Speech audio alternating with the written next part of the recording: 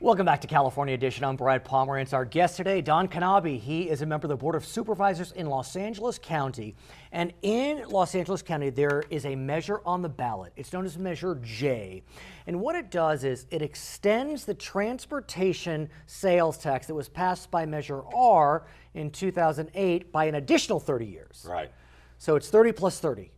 60-year tax. Just keep on taxing. Keep on. It doesn't increase the tax. It extends it. It extends it. My point being is I think it's disingenuous to the voters to do this quickly.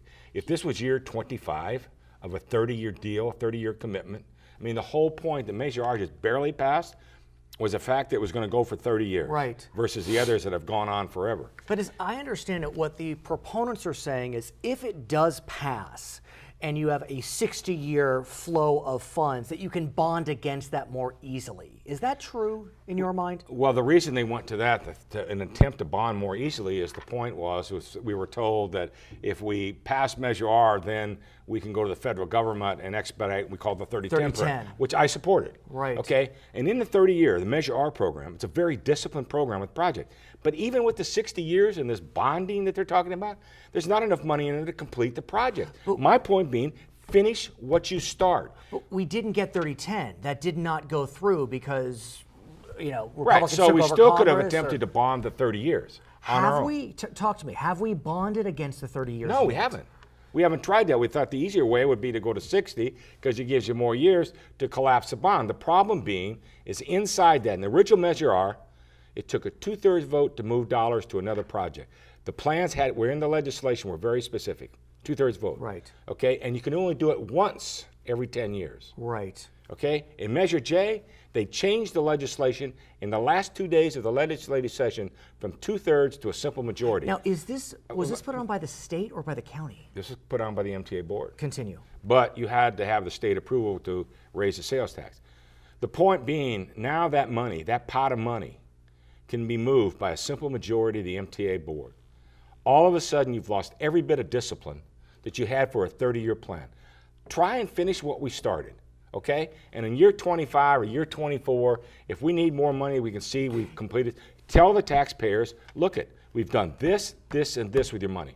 But to go back in the first 4 years of a 30-year pact with the voters is absolutely disingenuous. It's interesting as well that it was decided to put Measure J on the ballot at the same time that the voters are considering Prop 30, which is the state ballot initiative. And Prop 38. And Prop 38 as well, but Prop 30 increases sales tax by a 1/4 cent for 4 years. Even though Measure J doesn't increase sales tax, look, it's a lot of taxes before the voters. How can you say, and some of the proponents say, well, you can collapse the bond, but if you don't have enough money to finish everything else that's on there to begin with, there's no expedited manner to finish the Green Line into the airport. But could there be if you have the additional 30 years and then you can bond? No, because the projects have to be specific, and that's the point. By the extending of Measure J extends it 30 years. All it does is pick other projects. This is a raid on money to finish the subway to the sea. Is that bad, to finish the subway to the sea? Absolutely. This is, look at 88 cities, 10 million residents vote on this. This is not a City of LA ballot measure. No, it's county. Okay? It's a county-wide measure. And yet, majority of the funds are being gone to the subway to the sea, which is not a bad project on its own, but it's not the only one. If you want a regional transportation system, we have to talk about the 710. We have to talk about 710. Those are fighting words. Those three numbers are fighting words. They are. But let's talk about the subway. We got the 2 ports. We got the airport. Right. But it's interesting because if you look at the subway system as it's built out today, it does feel as if that it's San Gabriel Valley to Long Beach. We haven't seen a lot on the west side. And I use that term very broadly. I mean, we do have the Expo line coming a bit. The run on the money has always been on the west side, and I have nothing against the west side. I always tell people, though, there is life beyond the east side of the 405 freeway. In other words, the raids of money. Look, we're doing a I-5 widening that matches up to Orange County now. Right. Because over the last 20 years, it's been a west side run on dollars. My point being is you have to be equitable about the way you set up these projects. This is not willy-nilly. These projects are set up by legislation. So the point being is that to finish it out to the east side, out to the other counties, to finish it down through the southeast area, to finish it down south into South Central. Are you concerned that if Measure J passes, that the west side will take a disproportionate amount of dollars? Does somehow Measure J do that? No. I'm concerned that that will happen. Right, that's what I'm asking. By the fact that they change the legislation from a 2/3 vote. That I understand. Okay. Then you lose the discipline to a simple majority. Okay. Okay.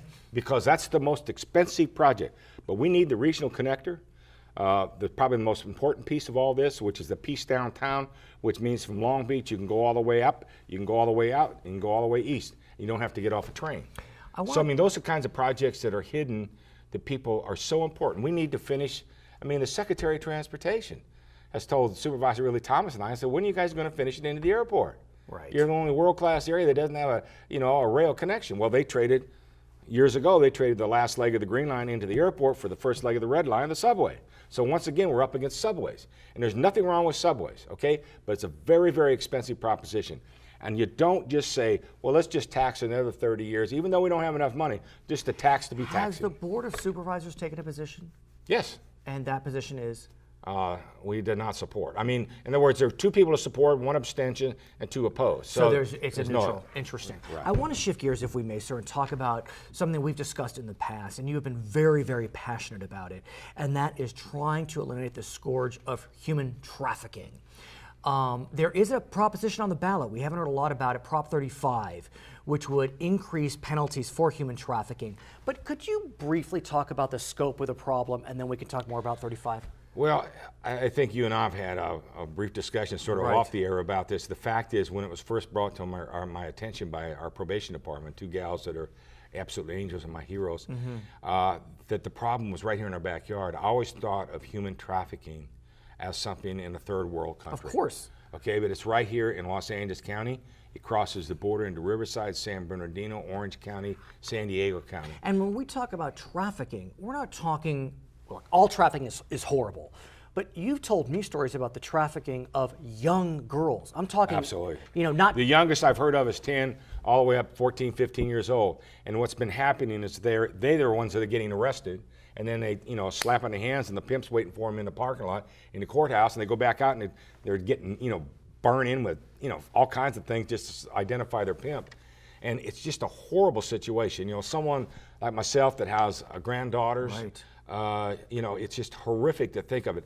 A story, I was helping with a fundraiser for this particular project, and one of the probation people got a text right there, and she asked me to come over and look at it. It was a 10-year-old girl had just been arrested. For prostitution. Prostitution.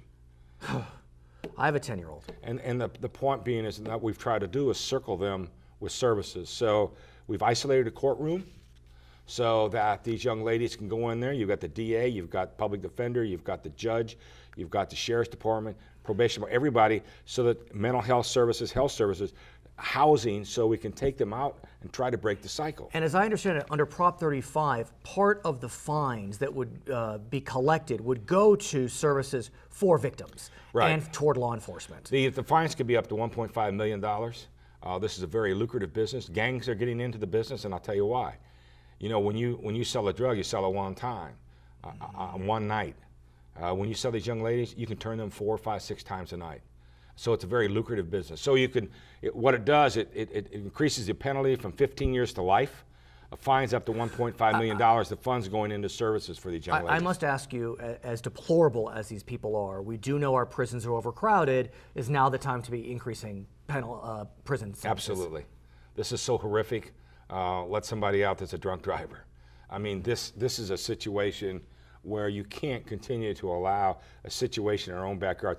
We're using Metro as an example. We're using MetroLink. We've got brochures out because they're using the public transportation system to move these young ladies. And so you just, you can't just throw these girls out and slap them on the hand and they're back at their pimps. I've known you for a while, and I could see the depth of your emotion in your face when you said that, so I thank you for your passion. His name is Don Knabe, member of the Board of Supervisors in Los Angeles County. I'm Brad Pomerance. We'll be right back on California Edition.